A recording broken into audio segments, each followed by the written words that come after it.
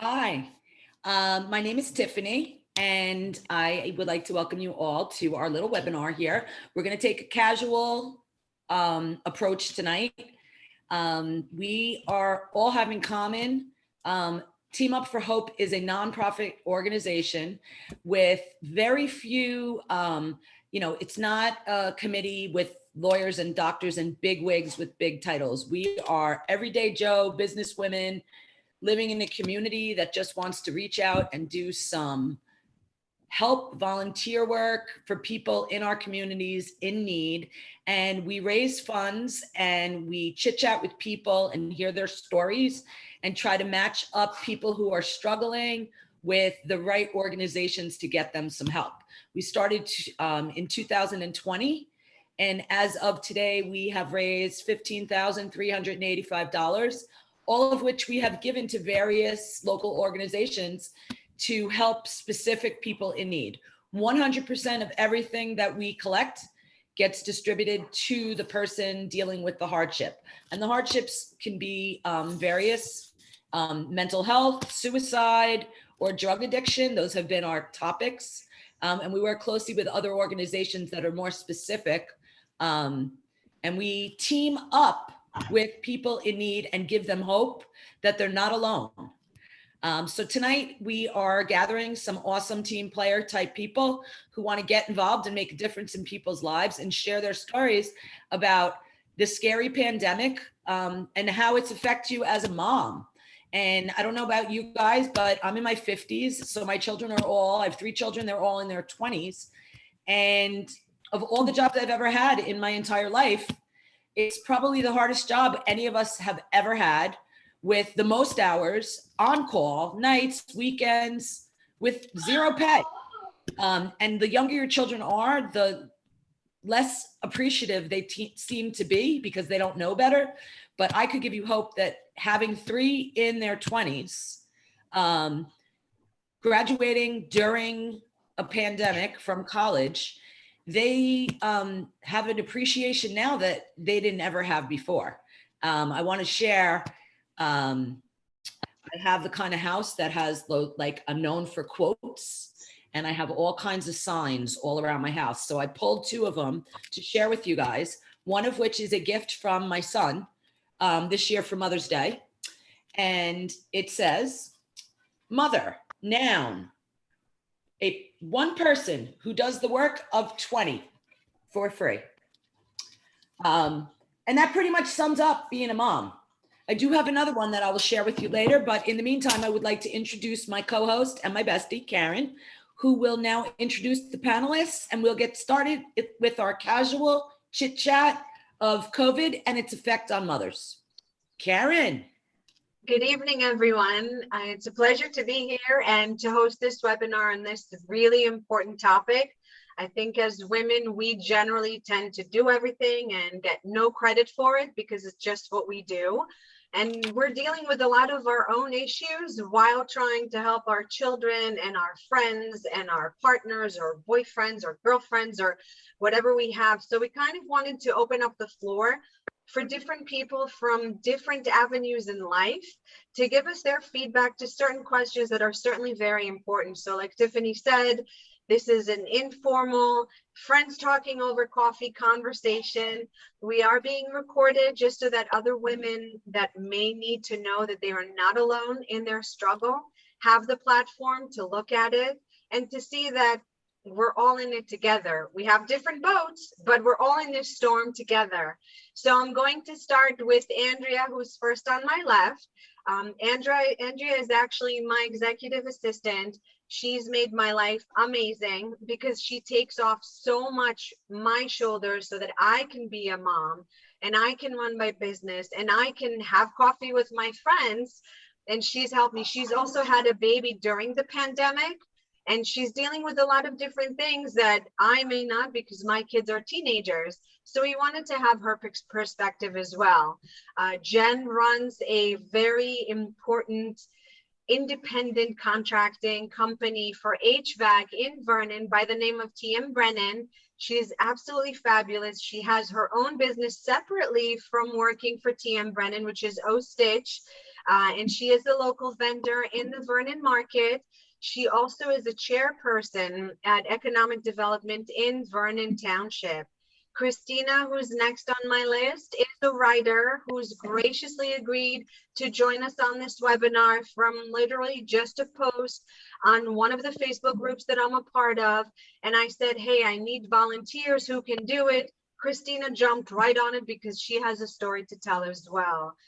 Deb Chase, who's our last panelist for now, runs Chase Strength and Conditioning, also in Vernon Township. She's a pillar of the community. She does a lot for a lot of different charities, and she's also dealing with teenage kids, much like me. So ladies, welcome to all of you tonight. We have a couple of questions lined up. What we'd like to do is just fire off questions, and you guys can chime in if you have something to say. You can just go ahead. And hopefully this will be a first of many, because women do need to have a voice and we often don't, because we think we have to be strong for everyone. So we'll start off with our first question and just yell out. Yes. Remember, you love me, so I can interrupt. I do. I just want to say, for anybody who's listening, who's not a panelist, anytime along the way, if you have a question, you can type it in the chat and I will read it out loud and get you an answer. Perfect. Thank you for that, Tiffany. So our first question for everyone is, how has your role as a mother in your family changed since the pandemic? Christina, why don't we start with you? Well, I have all my kids. I have two kids. One is 20, and I also have an 18-year-old who is a senior in high school. And I have to say, having the 20-year-old home instead of off at college is a unique thing. I enjoy having him home, but it's also him bringing the germs. At first, when COVID started, you know, of course, I'm not as germophobe now, but when it first started, I was very concerned about getting it because I didn't, you know, everybody kind of had that initial fear of what is this and how do I cope with this and do I really have to bleach my groceries? So I was really like apprehensive about having the kids home, and my younger son brought COVID he brought COVID this past December home from Quick Check where he worked. I hope that's okay to say. And it was really scary, but we were like the dream team. He stayed in his room, and the isolation for him was really tough. And I have to say his personality kind of changed a little. He's more pensive now and cautious, whereas he was more of a risk taker before.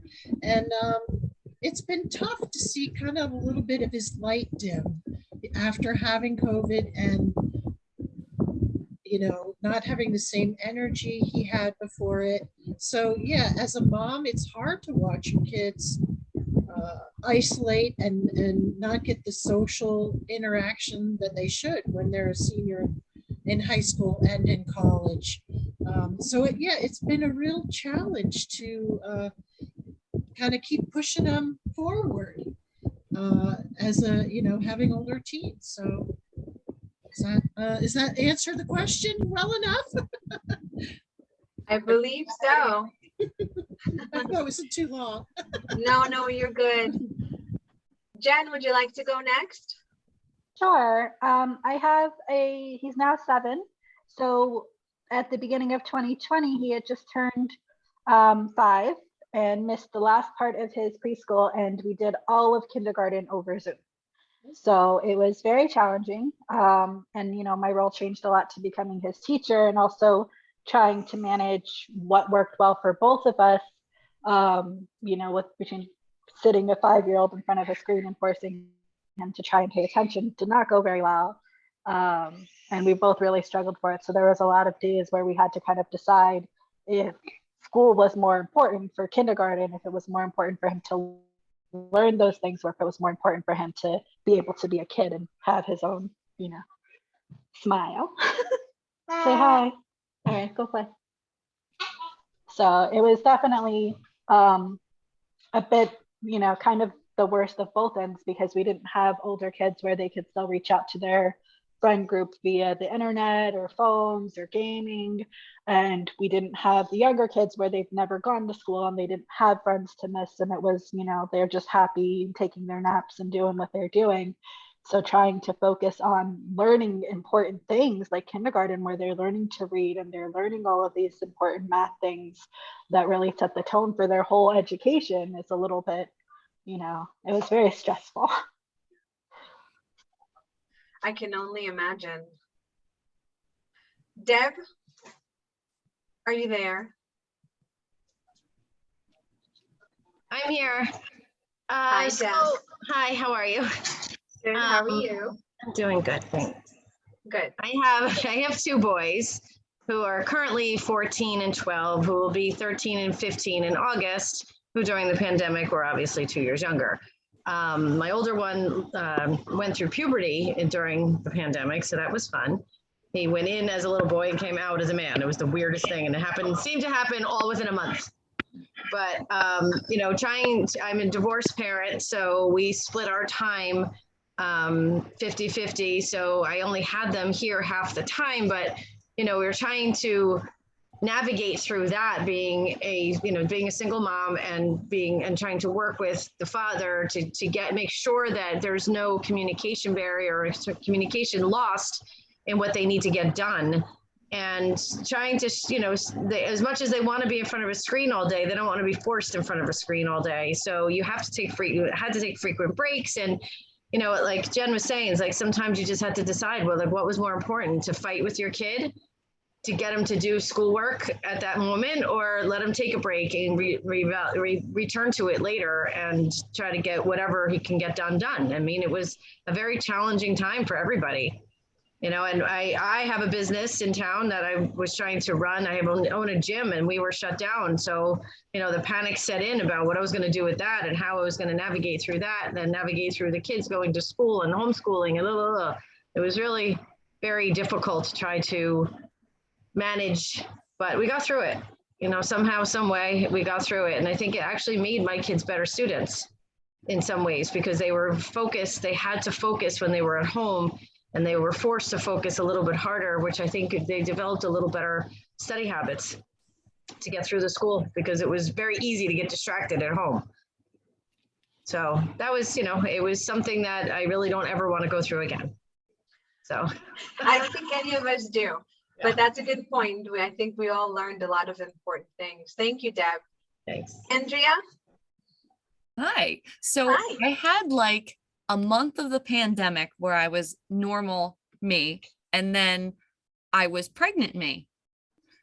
And that was a really interesting experience, because at that time there wasn't necessarily a human yet that I felt like I had to care for all the time. You know, it was a different type of experience. But I would say at that point it was more difficult managing expectations of people, of working during the pandemic, keeping myself safe, keeping my baby safe, keeping my family safe. And I think as the pandemic moved forward, and then my daughter was born in December of 2020, that the most challenging thing for me was actually balancing, explaining my stance on trying to keep her safe, and maybe not going to certain family gatherings, or maybe not going to see certain relatives or this or that, and dealing with the judgment and expectation of that as that was my personal decision to take care of my child. And so it's hard. Like, I don't have a pre-pandemic parenting, you know, mindset at all, but I'm really grateful for it, actually, because it gives us perspective on what is important to us and how we can live and manage our lives in a way that brings us joy and happiness and keeps us connected. Wow. That's great. Thank you, Andrea. I don't know if that answered the question or not, but I think you did. thanks. I think it definitely did. So our next question, and let's see, who do I want to put in the hot seat? So we'll do, Tiffany, let's start with you. As a mother, how has your mental and emotional state changed during and after the pandemic? And the reason I'm asking you that is because I know we all deal with not just ours, but our kids, and that affects our mental and emotional state. Wow, I wasn't expecting you to ask me anything. I know, I'm sorry, but you love me. So it was pretty bad having 3 kids in college, all home, where I was the kind of mom where I couldn't wait to have an empty nest. And I felt ripped off. Like it was my turn to party and do what I wanted for a change and not be sucked dry in every direction. And I was kind of like resentful, like scared, but almost like, wow, now I'm back to not being able to keep milk in my house and having, to worry about going out to get the 2-3 gallons at a time.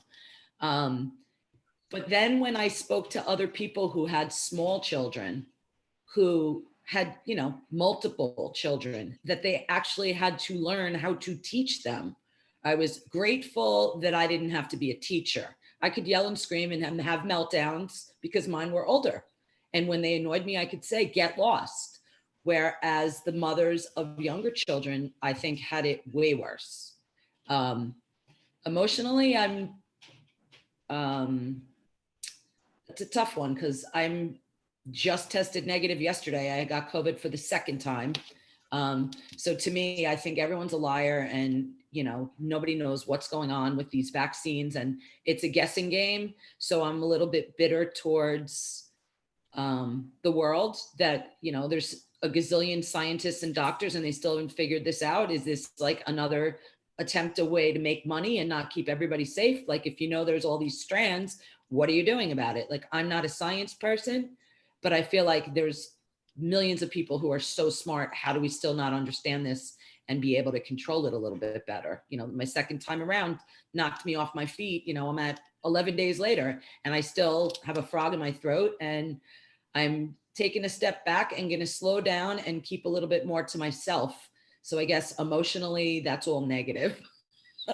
But that's the truth. I'm mad. Okay, so we have Tiffany who's angry. Jennifer, how about you? I definitely think it was a little bit worse with having this. Yeah, well, having the small kids. Sunshine girl now. No, well, I try to be a very positive person, but I did not have a good time during the pandemic. It was not good. I have a lot of anxiety still from it, and a lot of I feel more jaded now than I used to be, because I was like, well, what's worth it, and how do you manage, what's an acceptable loss or an acceptable risk. So it's definitely harder to manage, and it took a bit out of me with the little kid, because he's very positive and bubbly like me, and he likes to be very social. And we had a couple of new people with little kids move onto our street during the middle of 2020 during that summer. And it was very painful to see them, we'll be playing outside and we can see them in their yard playing outside, or we'd go on a walk and we'd see other kids that he doesn't know. And, I'd almost have to physically restrain him from trying to go and make friends because it was dangerous. And it's how do you explain to a 5-year-old that you're just trying to keep them safe? So I definitely felt the anxiety of that, and then definitely more jaded now. It's such a ripoff, the whole thing, the whole world, So you have a little anger. Yeah, I mean, anger right here wants company. we can get angry and we think about it. But yeah, it does make me angry. What's the point, and how are we supposed to trust anything? He went through speech therapy over Zoom, which I feel as great as his teacher was, and as much as they tried, I don't think it was effective at all. And then now my concern is do I want to hold him back here, or do I want him to do summer school so that he can catch up on his education, or do I want him to be with his friends and be his own age? And it's such a shitty position to be in, because what's best? you know, and how damaging is this going to be when he's older and when he's in high school and when he's in college, like looking back when he didn't learn how to read until he was 8, like how does that affect them? So maybe definitely, you know, maybe got my stuff. take a step back and go outside and play with a bug and collect rocks and Yeah, we did a lot of like, fun. And there was a lot of days where we didn't even bother with the Zoom school because it wasn't worth the fight. And so we had some positive experiences. You know, he likes to paint rocks. We did a lot of fun things. We did a lot of little adventures in the yard. And he's also picks up my sarcasm and a little bit. So there was a lot of times on Zoom where he would figure out that he could mute himself and he could turn off the brightness to all the way down. And then he'd say, "Oh, my computer died. I don't know what happened." And you know, or he figured out that he could click on leave meeting in the Zoom, and then he'd be like, "Oh, it's over." We're like, "Yeah, this 5 minutes left. I'm sure it's over." Sure. He sounds brilliant, Jen. Yes, he's very smart. He's just, you know, he's a little pain in the ass, but it's okay. I think the one really important thing that we all need to remember is we're all doing the best we can. Kids don't come with instructions to begin with. And whatever we give them, that's what they're going to have. And I think as mothers, we deal with guilt all the time because what if I could have done more? What if I could have done something different? But the bottom line is we're always doing the best we can, and our kids know that. So that's what we're teaching them, to always do the best we can, right?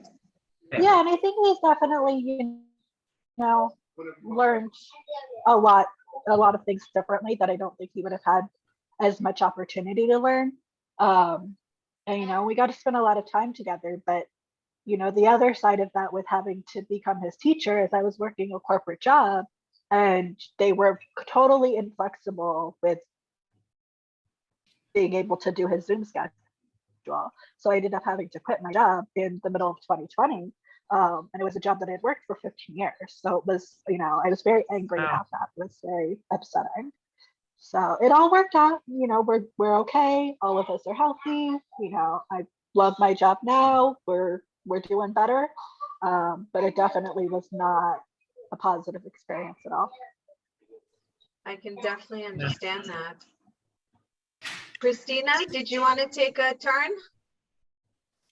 So when the pandemic first broke out, my mom was dealing with the aftermath of having cancer and she was ill. And I started calling her every day because she was not behaving. She was going everywhere. And I kept thinking to myself, well, I'm so glad that I don't have cancer during the pandemic. And then in 2021, I got cancer during the pandemic. Oh, and no. I couldn't Wow. believe breast cancer. And my life completely changed. The surgery was very difficult. I almost died. And my perspective on everything was completely different. I started gardening. I have a victory garden. I have slowed down. Can you hear me okay? what's a victory garden? So it's just a garden that I decided to plant after finding out I had cancer. It's the first thing I did. Okay. It's just Because flowers. you were going to see those plants grow, right? That was the plan. Yes, Makes and I perfect sense. have. Yes, I'm not Good a for gardener. you. I mean, like I like plants and everything, but I don't have a green thumb. So yeah, so this was I started learning, and this garden has been a godsend because I had nowhere to go except for cancer treatment, which was scary. And I couldn't bring anybody with me to any of my doctor's appointments. I was completely alone. And not even my own mother would come. They said only you could come, wear a mask. You know, it was this, again, very isolating thing. And, I don't really know what else to say except for everything changed. I became slower in everything. Well, I don't think you became slower, Christina. I think maybe because I don't think you're slow under any circumstances not from what I really. know of you right now. But what I Uh-huh. think is the pace of your life, you slowed Yes. that down so you can enjoy every moment. And I think that's certainly something that we've all learned. Tiffany even said it herself, and she's go, go, go. So she just told you she was going to take the time and learn and, to take a step back, because we all learned what's really important to us. And not only that, we Yes. learned who the important people in our lives are, because whoever stuck by you, they're there for good, and that's really important, I think, especially for women, because I'm a firm believer that women need their tribe. So like you have to have those people that that if, for instance, I'll give you the perfect example. I know that if I call Tiffany at 1 o'clock in the morning and I'll tell her I have to hide the body, she will have a shovel, she will Yes. have an alibi, she will bring her husband to help me dig the hole. I'm not worried. She's my tribe. I know that. And I think that's one thing we all realized and recognized, that who are the people that are really important? Where should I be spending my time instead of spreading myself everywhere? What's really important? Because we were now facing mortality. We were not invincible. Like this thing that started out as a cold killed how many people?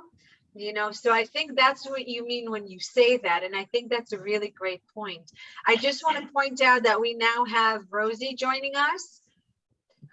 Hi, Rosie. So Rosie also runs a very successful business in town. She is from Plentiful Kitchen and she's involved in several different things. And I thought Rosie could be a great addition to our group. Rosie, good to have you. Hi. Thanks for having me.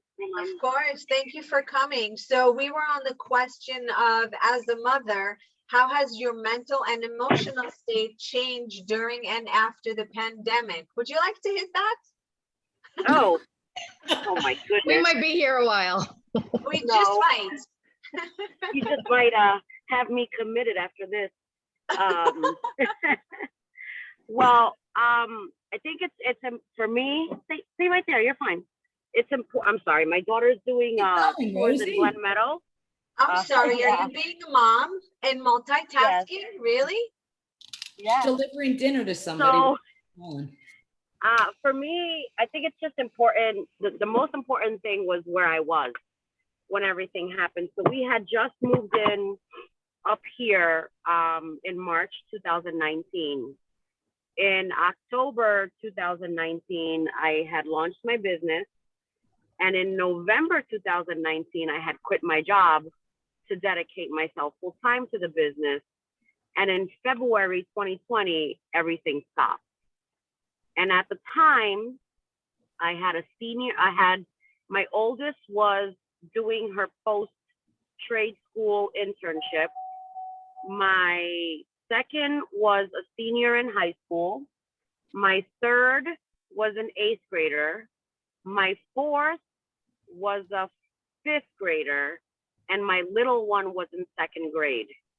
So there was all this just really hurt over 2 missed proms, 2 missed graduations. It was a big year, one that we had been financially saving for a while. And so when it hit, I heard this just now. I often hear of, people slowed down and people took time, and that just was not my experience. My experience was more of, this is important, this is not important, but it's do. Like, make masks, find meat, there's toilet paper, run meat down to my friends in Bergen County. Every day I woke up with agenda. It was like, I didn't have the time to have an anxiety attack. I didn't have the time to do anything because school was at my house. My now ex-husband was a teacher, so he was teaching online. Everybody had a Chromebook except for me in the house. So there was just, it sped up. It didn't slow down. Not at any point did it ever slow down. And the way that it hit me Yeah, I went through this thing, like, I feel like last year it finally slowed down a bit, where it wasn't fair. You know, everybody else got to like build a hobby and do these things and find themselves and discover themselves. And I was still going. I was still responsible for. I was still the support system and a new support system for other people, you know, for my neighbors who couldn't sew, and, you know, this one who couldn't find elastic, and this one who, you know, couldn't get toilet paper. And, you know, the running, it ramped up. It did not slow down for me, like, at all. And I think that really took a toll, and I think it still takes a toll, because I never really until last year had the time to stop and have my breakdown about that, because then once indoor dining opened, and, you know what I mean, it was just like, Are you angry? I don't think I'm angry. I think it's okay to be angry. I think Tiffany's I'm from more the angry camp. Yeah, I don't think anger is it. It's hurt. It's just I'm hurt. I'm hurt Well, for my kid who never had a prom. I'm hurt for my Right. kid who didn't walk down, you know, 2 of them, not one. I'm hurt that they'll never have that. I'm hurt that, you know, I had just made this big decision, you know. And I think one of the other reasons why I didn't become angry, so to speak, is because I had these girls and I had to hold them up, and everything, they still graduated with honors. I had to hold up the integrity of their hard work thus far. Like, you're still gonna graduate honors. You're still gonna do this. You're still gonna get into college. You still have to go do, you know what I mean? There wasn't time for that. It was just hurt. And then, like, last year was when it really all fell apart for me. When I was just like, you know what, these things here, this list here, I don't want to do those things anymore. And I'm not gonna. And now I'm living the aftermath of those decisions. You know what I mean? I didn't make them during the pandemic. I made it after, when the dust settled and the kids moved out and everybody's on their own. And it's like, I'm dealing with the pandemic now. Well, I find it interesting that you have 5 kids, and it goes back to the theory, if you need something, find the busiest person you know, because they'll get it done. Everybody else wants to tell you, I just have so much on my plate. So here's a woman with 5 children and spent the whole time in the pandemic running food and errands around for your family, and everybody else that sat back and let you do that. So you do that because that's naturally who you are. And when you can finally take a break and come up for air, you realize, you know what, maybe I don't want to do all that. And that's where I'm at. Yeah, exactly. And yeah, and it was more, I don't know, it was like people were scared, and I wasn't scared. You know what I mean? It was just like, I gotta do this. This is what needs to be. This is the moment. This is what needs to be done. And I'm the one that needs to do it, you know, and during it wasn't heavy then. It's heavy now. You know what I mean? You're dealing with the aftermath, because you're dealing with not being able to deal with everything, because you were running around and you were dealing with everything and everyone. And now it's the aftermath of, this is everything that I've been through. But what I want to point out, in case no one else has noticed, Rosie still has 5 children that graduated, 2 with honors. She has a very successful business that actually grew during the pandemic. She has learned so much about not just herself, but her surroundings and what was brought into her life and into her universe, in order for her to be able to move on to the next level in her life and her business. So I think as women, we go, because that's what we do. We do this for this kid, this for that kid, this for the other one, this for the partner, husband or girlfriend or whatever. And we don't always stop to check in with ourselves and say, what do I need? What do I need to do for myself? Where's my self-care? What do I do for self-love? Because we feel like either we don't deserve it or we don't have time for it. So we put ourselves on the back burner and we say, I'm just going to keep going. So I'm going to keep going until I crash and burn. And that happens to a lot of us, unfortunately. Deb, Yeah, do you it's have kinda like something? I'll do the task now and I'll heal from it later. Right. Because, you know, your kids, I mean, and like I said, you know, when it happened, my ex-husband, he was teaching in the city, and it's like, you know, your mom, and they look to you. And if you fall apart, the whole fucking thing is gonna fall apart. Because if you lose it, everybody's gonna freaking lose it. And it's like you're still losing it, and it's very apparent that you're kind of losing it, but you can't do it till they go to bed. You can't lose it until you get in your car. You can't lose it until that person you really want to punch in their face leaves you. You know what I mean? Like you just can't. You can't lose it. You can't let them see you weak. You can't let them see you Yeah. cry. You are the then rock. they don't have a basis. Yep. Yeah, they don't have a basis for that. The things that they're dealing with, like they're not seeing their friends, they're not doing this, they're not. That's it. It's not a big deal to me versus like I gotta find me, but it's still devastating, and you have to carry it. You have to. Your mom, you're the one. It's yours.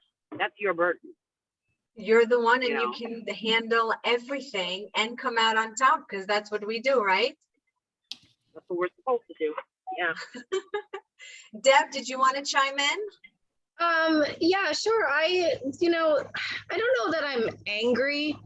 I'm bitter. I'm not trying to get everybody angry. No, Yes, I mean, you but I are. don't know that angry. I don't know that anger is the right word for me. I don't tend to get angry very often.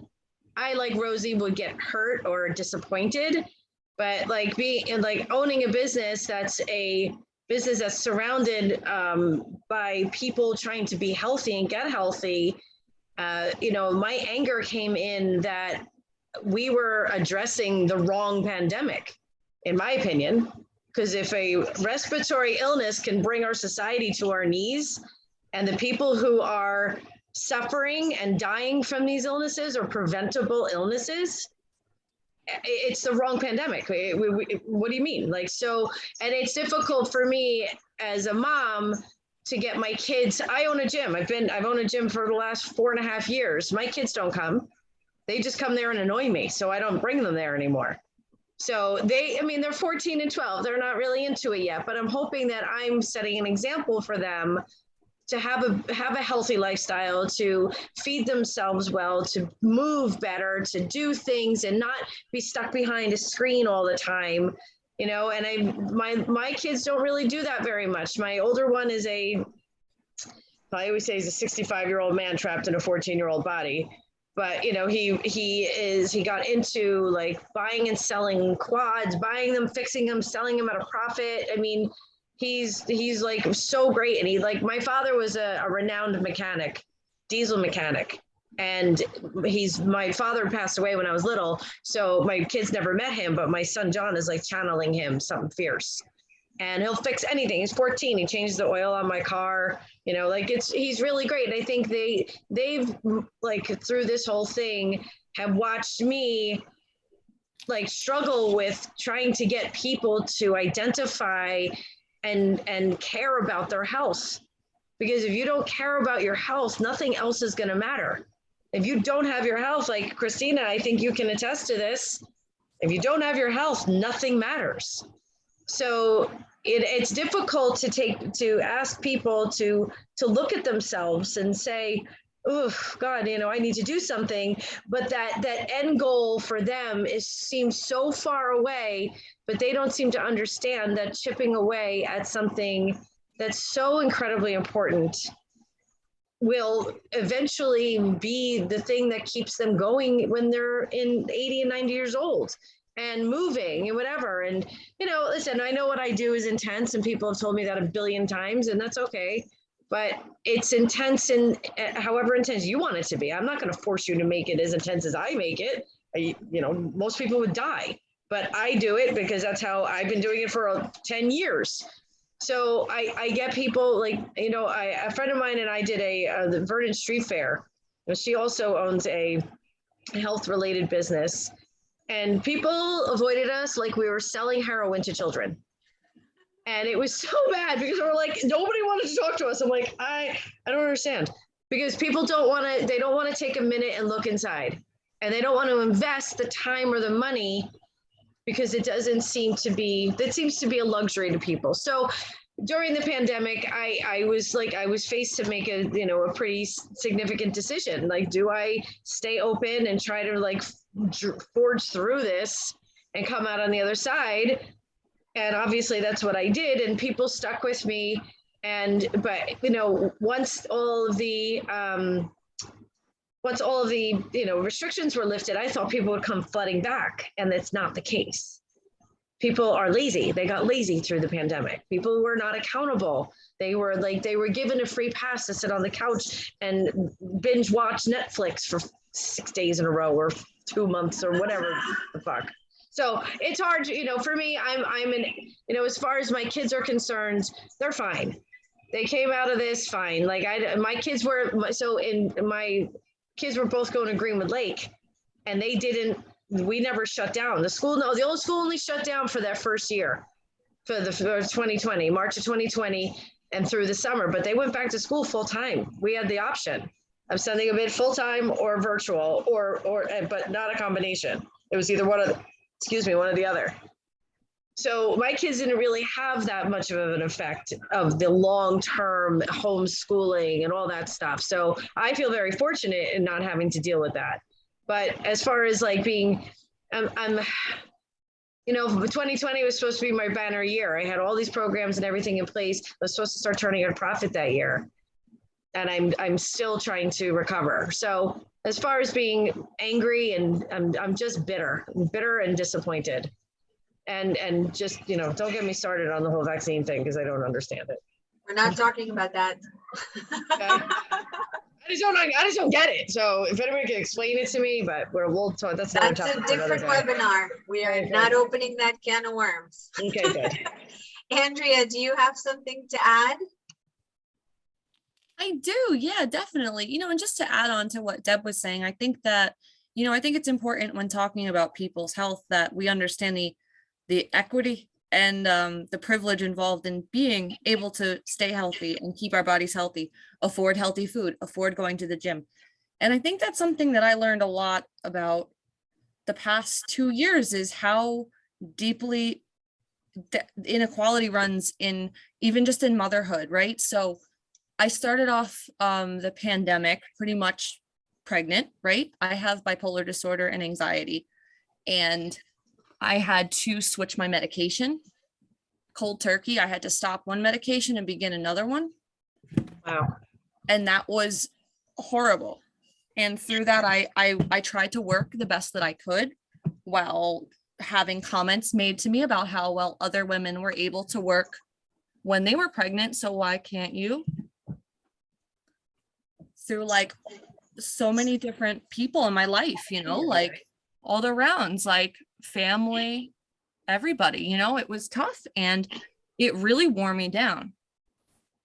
And it was a really hard emotional place to be in. I was really discouraged by humanity, just because I thought it was a time that we could all really come together, and we didn't.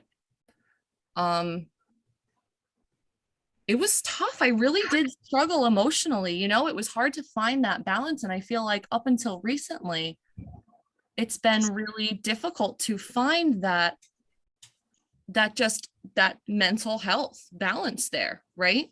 Because I was so disheartened and so just pulled in every direction. I guess it was really preparing me for motherhood. All of it was just, sure. So it was like, it was difficult. And sometimes all I could do was sit on the couch and watch Netflix. And I had to tell myself that's okay. Sometimes I wanted to go take a yoga class. Right. But I couldn't, you know, like I couldn't get off the couch, or and I think that's like a really important thing to talk about, is we can struggle as moms and we need to ask for help, right? So I am really lucky. I have a really amazing support system. So like my mom and my sister helped us out so much. I could literally call up my mom and be like, hey, I need help with the baby. I'm not feeling good and I need to take care of my mental health. And she's right there. And she helped me. And that really allowed me to get the strength to pick myself back up. So I would say the past 2 years, although they were really difficult, they have caused me to grow in ways that I wouldn't have otherwise, and caused me to get better and mentally healthier in other ways, you know, like it did, even though like I didn't get the time to, I guess, slow down and like evaluate, you know, like that gift that some people had gotten. And it's hard to, we compare to what other people experienced during the pandemic, whether it was finding motivation or a new career path, etc. But I do feel like it gave me a really strong ground to stand on that was really based in healing and growth. But it was a struggle. Tiffany, yes, I was angry. Bitter too. I like bitter. That's a good word. And I think hurt, you know, I think hurt is just, it's disheartening to see what we've seen. So that actually leads me to my next question, and you could be the first to answer, because I think we kind of heard a little bit. Have you felt alone, or have you felt more supported by women in your circle? And I'm sure we're going to have different answers, but let's start with you, Andrea.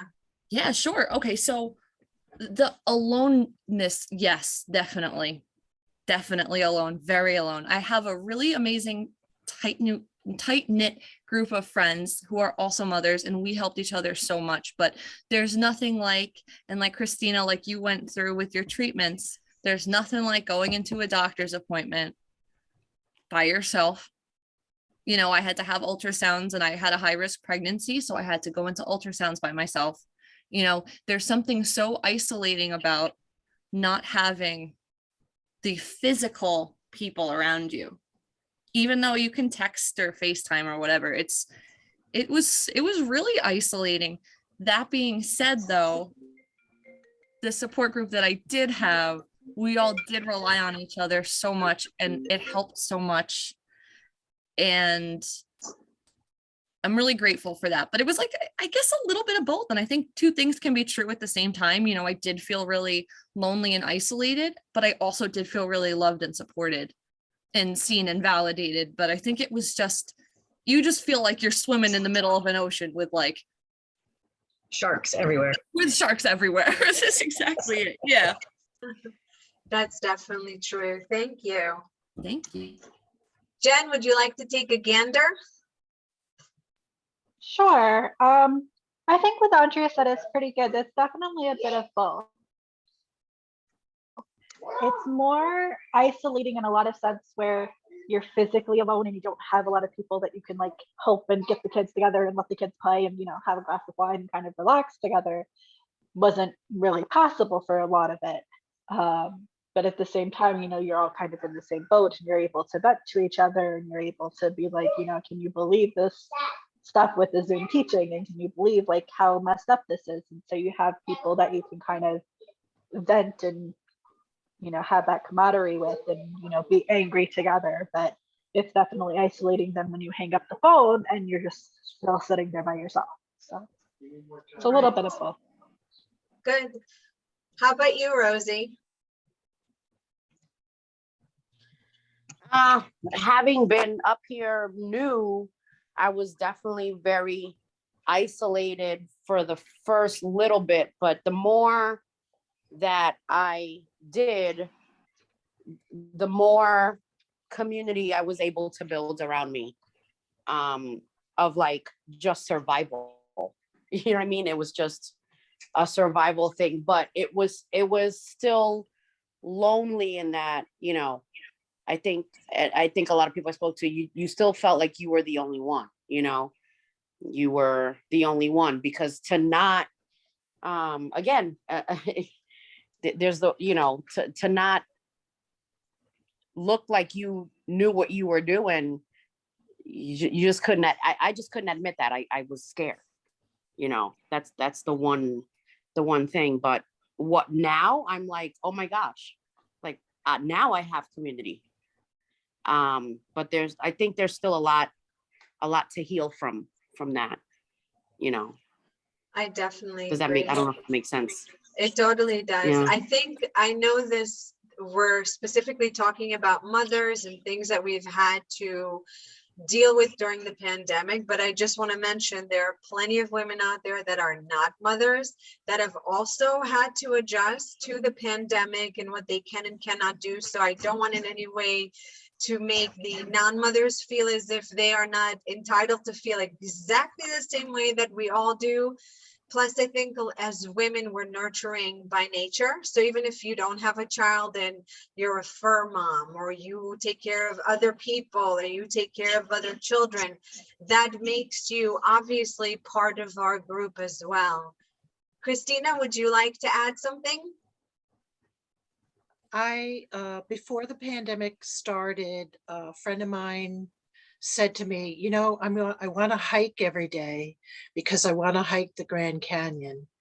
And I said, sign me up. So before I got sick, we were hiking every single day at Tiffany Valley State Park. Wow. And one of the things that was tough for me was hiking uphill.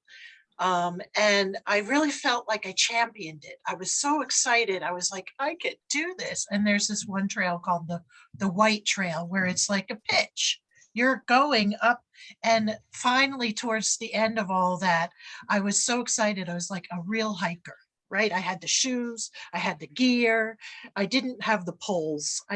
Those poles things were ridiculous. I couldn't. Now, if I wanted to hike, I couldn't, because I have vertigo after having such severe blood loss during my surgery. And I feel like I have come complete full circle. And now I'm like gardening. And when I'm talking about slowing down, I'm not talking about doing less. I'm doing things that are different. So instead of hiking up a mountain, I'm gardening. But it's still work, and I still need to be outside all the time and have my group of friends. I even put it out there on Facebook. Anybody who wants to babysit me in the garden, I would love it, because I had so many bad falls having vertigo. And there was this one fall that I had where I woke up with my face in the mud. And my husband said, well, you really should have called me. I said, I really should have been awake. Because I fell and I lost consciousness. I mean, these are just the weird things that happen when you have cancer and when you have blood loss and when you're coming back. And so I didn't want to make it seem like I slowed down and I was watching on Netflix on the couch, but I did kind of have to do that eventually. But I really Christina, feel like it's okay that you did that. We're all in different places in our lives. When Deb said that, she was talking specifically about her business. She was not saying it was not okay. I could tell you, I was on the couch when I had COVID for 18 days. So don't feel like you're doing everything or anything different. We're all coping the best we can with what we have. So don't feel bad at all. Deb didn't mean it that way. No, I didn't take it that way. Let me clarify that for a second, because I thought about as it came out of my mouth that it might be misconstrued. Slowing down is not the way to say it, really. Well, slowing down wrong. Listen, I think the most positive thing for me out of this whole thing was slowing down. I have ADD. I've had ADD my whole life. Slowing down for me put everything back into its place, because as my brother once said to me, because my nephew is very much like me, he said, life goes a little too fast for us. And it's very true. So when it slowed down, it was okay. It kind of like gave me a minute to breathe and like catch up and be like, okay. But when you can't sit and you can't live in that area all the time, because like you've been through the ringer, but you're still outside gardening. That's amazing. Like that's a good thing. It's not giving up or not being lazy. It's extended periods of having an excuse to sit on the couch and binge watch Netflix. I did it. I'm not gonna lie. I sat on my couch for 2 months and ate popcorn. I did. But I knew that I couldn't that's not sustainable. It's not sustainable for my health, my mental health, all of it. So I'm sorry if that came across weird. No, I didn't want anyone to think that I wasn't actually slowing down. I was, you know, my 15 garden. years. Yeah, my garden now is a falling garden. I have cushions. I went to Home that's Goods amazing. and I bought all these outdoor cushions, and I have fallen on the cushions. So I feel like I'm setting up myself for success. And Well, I have to tell you, wish I could Christina, exercise with I had that. vertigo one time. Oh, it's I the had worst. a virus in both of my ears. It was the day after Christmas. I was at work. I didn't know what was going on. I had a It's weird, stomachache, I right? had a headache. I couldn't figure it out. I was writing out a check and wrote off the left side of the page. Like, it was the Yeah. weirdest thing. I stood up, I walked to the left. I couldn't drive, I couldn't watch TV, and this went Mhm. on for a month.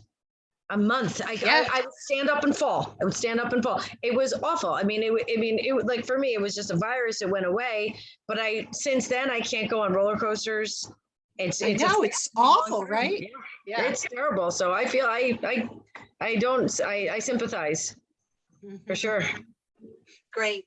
Well, I'm going to bring us to our last question, and we have just a few moments left. So our last question is, have you been able to come up with some safeguards or solutions to support not only yourself and your mental health, but that of your family? And let's just go through it quickly because we're about to run out of time. So Deb, do you want to start? Say the question for me again. Have you been able to come up with some safeguards or solutions to support not only your mental health, but that of your families? And what tips can you give other moms to get through this as well? Or other women, other women.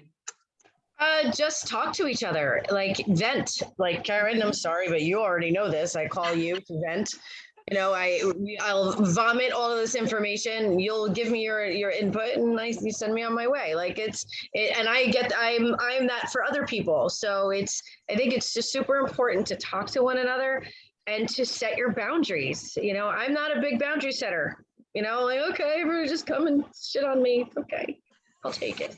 But now I've learned to set boundaries. I've learned to say, no, I'm not doing that. No, I need a minute. I need a minute. Like, you know, I normally don't say no. I have friends who wanted to come up this weekend for the whole weekend, you know, to go walk to the winery or whatever. I live in Pine Island, so I live a mile away from the winery, and it would have been a beautiful weekend. It was beautiful weather, but I said, no, I just need to be alone this weekend. And my ex-husband had my kids. I worked a little bit, but the time that I had, I just stayed home with my dog, put my pajamas on, and I did some stuff around the house and caught up on some projects that I had been neglecting. And I know I have to put myself first before I can put anybody else first. And that sometimes comes even with my kids. Go on the couch, Deb. Huh? Did you go on the couch? Of course I did. Did you watch Netflix, Deb? It's morphed into Hulu. And I am obsessively watching Shark Tank. Oh, that's a good one. Shark Tank, and I don't know, there's some other stupid show I was watching, but yeah, like I obsessively watch Shark Tank now.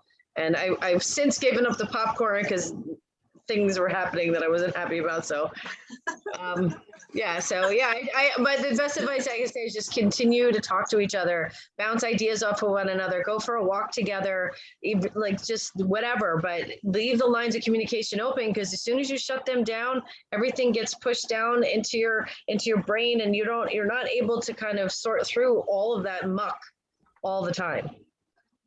So that's my 2 cents. Absolutely. Christina, how about you? I don't know. How about a garden? Start a garden? Yes, I would definitely recommend gardening.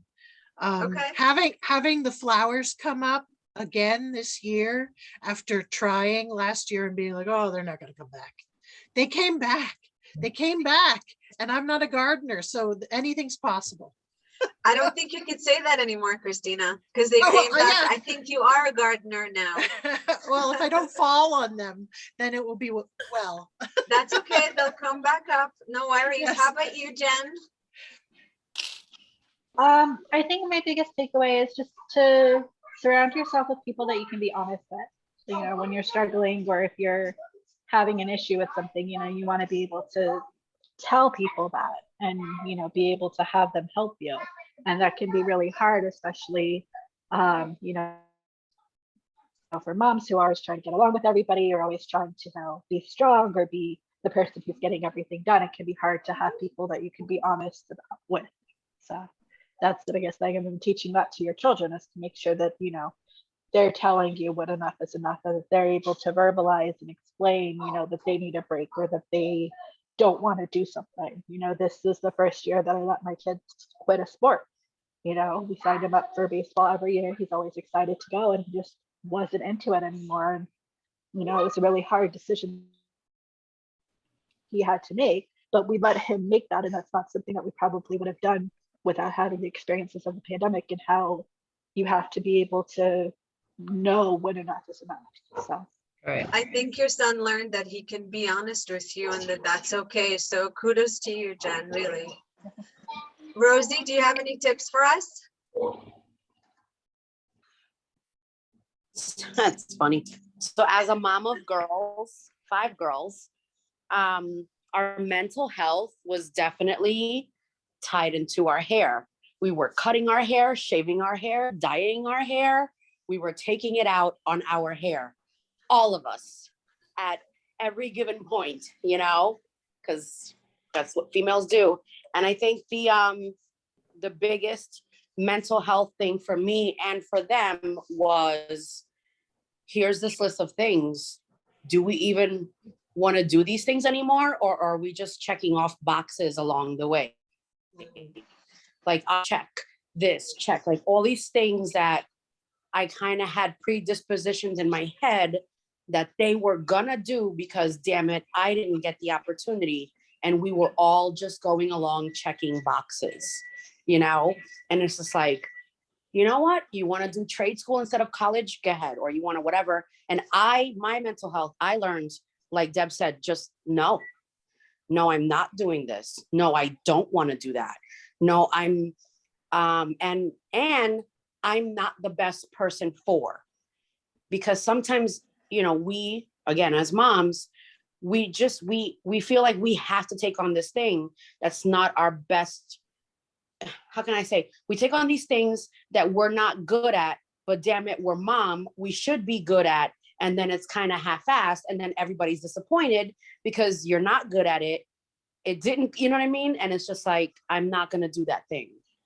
I'm not going to do certain things. So now it's just, I'm learning no. And I'm teaching them to be like, say no, you know, what's really important. Good for you, Rosie. I see Andrea's definitely agreeing with you. Go ahead, Andrea.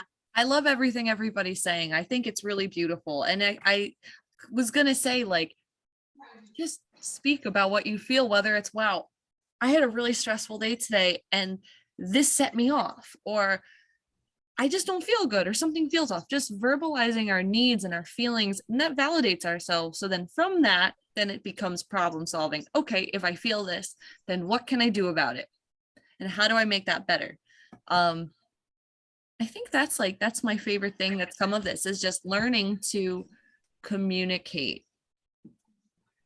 And especially when you're like, or with everybody a lot, you know, like we have been the past 2 years, or at least during the first year, you know, like how important it is just to communicate and speak your truth. And say no when you need to. And that's it. Boundaries. I loved that. When you guys were talking about it, I was over here in my mind like, hey, I agree. Boundaries are so deeply important. That's really hard to do. Well, for women in general and for moms in general, it's like, it's really hard to just put the brakes on and just say, you know, this is not good for my mental health. Mm-hmm. I'll give you a really quick story. Recently, I went and visited my mother and my stepfather down in South Carolina. And during that week, I realized what my relationship is with them. And I came home and it was like, it set me back like 30 years. And as a 52-year-old mother, I'm trying to just deal with how that made me feel and what were the repercussions of that relationship since I'm a kid, and I'm like, okay, I'm not in a relationship right now. I don't want to be in a relationship right now. And I need to kind of figure out the things that happened then that made me who I am today, maybe make the decisions that I've made and learn from them and try not to make those decisions again. But my brother has a beautiful house up in Lake George and invited the whole family to go. And I started to panic. It's like, so I said to him, I said, listen, respectfully, I'm not going to go. I said, because if I'm around it's mainly my stepfather and my mother's reaction to my stepfather. But I said, I don't want to be around them. And I love my family. I have 3 siblings, and I do love my mother, but I even said to him, I think it's in the best interest of my mental health right now to take a step back from everyone. I love you all. I won't, Yes. I'm not going to do, I have nothing against anybody. I'm just dealing with how I was raised and the things that I went through as a child, having my father die in a car accident, my mother marry somebody new, and the blending of those families and just all the shit that goes along with that kind of stuff, and how that formed me into the mother and the wife that I was, and just understanding how that whole relationship and that dynamic affected me. So I'm just trying to undo decades of stuff. I don't need any more stuff. So I don't think you're undoing, Deb. I think you're taking it all in and saying, this is who I was and this is who I want to be. So I'm going to take all these experiences and I'm going to mold them into this new being. I'm no longer saying yes to everything. I'm no longer letting people step in my personal space. correct. I'm going to set a boundary and draw the line in the sand and say, until here, now you will not pass. And that's okay. Right. And that's why Totally okay.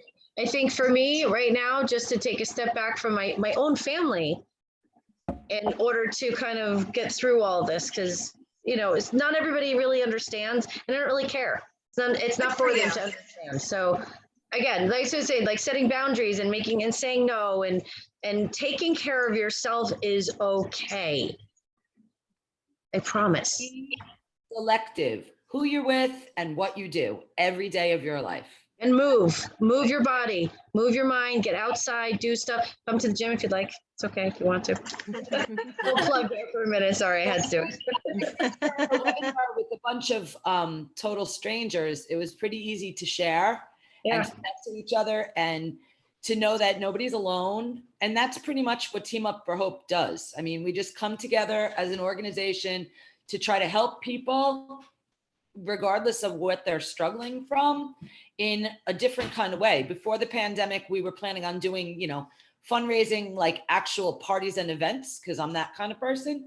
And then COVID kind of killed that for us. So we've been doing some webinars and not many people attend them, but lots of people watch them after they're recorded and posted on the website. A lot of people, especially moms with little kids, now's dinner time, now's bath time. Right. Some people are working, it's family time, but we have a lot of people who come back and visit the videos. And I just want to thank everybody for sharing your stories and coming out and showing your face and opening your heart, and let you guys know that, Team Up for Hope is a place that you can go to on Facebook. I'm looking to see, I do see one question. That's not a question. Oh, do you want to read it? It just said that this was a great webinar. Thanks to all of you. Oh, and it's a website. Okay. Sorry, I don't have my glasses on. So you can go on Facebook and look us up. We're always looking for sponsors. We're always looking for donations, but more than anything else, we're looking for other do-gooders to come together and let the people who are out there struggling know they're not alone. There's lots of people that can help you in all different capacities.